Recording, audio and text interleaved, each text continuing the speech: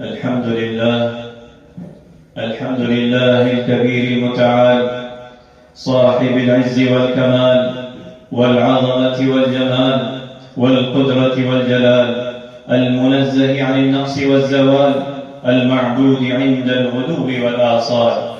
الحمد لله جعل الحمد مفتاحا لذكره، وجعل الشكر سببا للمزيد من فضله. الحمد لله الرحيم الرحمن، علم القرآن، خلق الإنسان، علمه البيان. وأشهد أن لا إله إلا الله وحده لا شريك له، كتب على نفسه الرحمة، أنزل القرآن هدى للناس وبينات من الهدى والفرقان. وأشهد أن نبينا محمدا عبده ورسوله، قد بلغ الرسالة وأدى الأمانة ونصح الأمة وجاهد في الله حق جهاده، خير خلق لله، رحمة للعالمين، وحجة على العباد أجمعين. فصلوات الله وسلامه عليه وعلى آله الطيبين وأصحابه ومن تبعهم بإحسان إلى يوم الدين. يا أيها الذين آمنوا اتقوا الله حق تقاته ولا تموتن إلا وأنتم مسلمون. عباد الله، اتصف الله بالرحمة، فهو الرحيم في أفعاله، الرحمن في ذاته. قضى وكتب على نفسه الرحمة لعباده، فقال تعالى: وإذا جاءك الذين يؤمنون بآياتنا فقل سلام عليكم كتب ربكم على نفسه الرحمة أنه من عمل منكم سوءا بجهالة ثم تاب من بعده وأصلح فأنه غفور رحيم. وقال تبارك وتعالى في مقام آخر: قل لمن ما في السماوات والأرض قل لله كتب على نفسه الرحمة. وحتى يبقى العباد على طمع في رحمة الله، فقد بشرنا المصطفى صلى الله عليه وسلم فقال: لما قضى الله الخلق كتب عنده فوق عرشه: إن رحمتي سبقت غضبي، أو كما قال عليه الصلاة والسلام. أيها المسلمون، الله أرحم بك من أمك.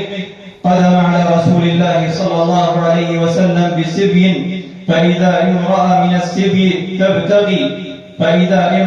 السبي تبتغي، وقال: فقدت صبيها نسيت الدنيا وأخذت في البحث عن صغيرها، لم تعد ترى الدنيا إلا في شخصي. وهنا وتحت رحمة الله العامة، إذا وجدت صبيا في سبي أخذته فاصطفته ببطنها وأرضعته. فقال لنا رسول الله صلى الله عليه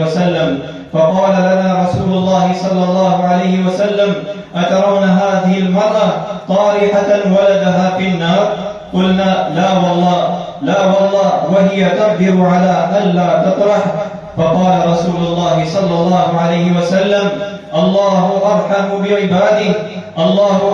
بعباده من هذه بولدها. أيها المسلمون، ونحن سائرون في الدنيا، فكم من موقف بين البشر أو الحيوان من الرحمة والعطف والحنان والعفو والصفح والود، كل هذا في الدنيا برحمة واحدة أنزلها الله للدنيا ليعيش الناس في نوع من الأمان والخير. ففي الحديث عن أبي هريرة رضي الله عنه: إن الله مئة رحمة أنزل منها رحمة واحدة بين الجن والإنس والبهام والهوام، فبها يتعاطفون وبها يتراحمون وبها تعطف الوحش على ولدها. وأخر الله 99 رحمة يرحم بها عباده يوم القيامة، أو كما قال عليه الصلاة والسلام.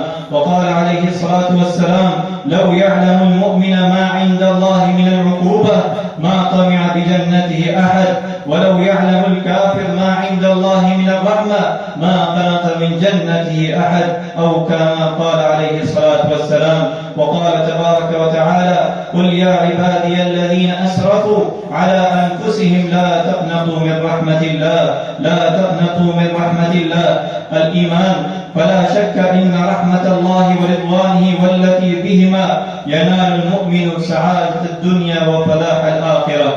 الإيمان والعقيدة الصافية من لوث الشرك والاعتصام بالعروة الوثقى حبل النجاة ودعوة الرسل جميعا، فهي من أعظم ما يجب للمسلم الرحمة الواسعة. قال تبارك وتعالى: فأما الذين آمنوا بالله واعتصموا به فسيدخلهم في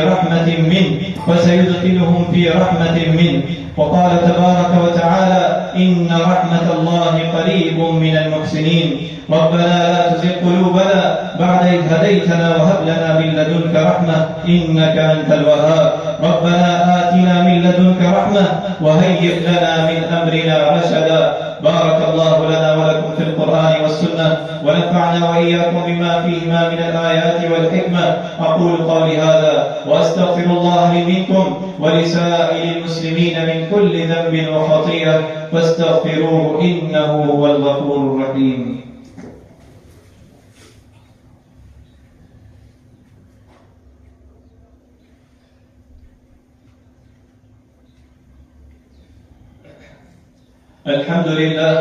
الحمد لله حمدا كثيرا طيبا مباركا فيه كما يحب ربنا ويرضى. وأشهد أن لا إله إلا الله وحده لا شريك له، وأشهد أن سيدنا ونبينا محمدا عبده ورسوله. اللهم صل وسلم وبارك على سيدنا ونبينا محمد وعلى آله وصحبه أجمعين. أيها المسلمون، واعتصموا بحبل الله جميعا ولا تفرقوا. وقال الله تبارك وتعالى: ولا تموتن إلا وأنتم مسلمون، واعبد ربك حتى يأتيك اليقين. هذا وصلوا وسلموا على رحمة المهداة والنعمة المسداة، فقد أمركم بذلك ربكم جل في علا، فقال قولا كريما: إن الله وملائكته يصلون على النبي يا أيها الذين آمنوا صلوا عليه وسلموا تسليما. اللهم صل وسلم على عبدك ورسولك، وارض اللهم عن الخلفاء الراشدين أبي بكر وعمر وعثمان وعلي رضي الله عنهم أجمعين، وعن سائر أصحاب نبيك والتابعين ومن تبعهم بإحسان إلى يوم الدين. اللهم أعز الإسلام والمسلمين، وأذل الشرك والمشركين، ودمر أعداءك أعداء الدين. اللهم اجعل هذا البلد وبلد الحرمين آمنا مطمئنا وسائر بلاد المسلمين. اللهم انصر إخواننا المسلمين المستضعفين في كل مكان. اللهم احفظ وانصر بلاد المسلمين يا رب العالمين. اللهم وحد صفوف المسلمين. اللهم حرر المسجد الأقصى من أعدائك وأعداء المسلمين يا رب العالمين. اللهم ارحمنا برحمتك الذي وسعت كل شيء. اللهم ارحمنا برحمتك الذي وسعت كل شيء. اللهم اغثنا غيثا هنيئا مريئا غدقا.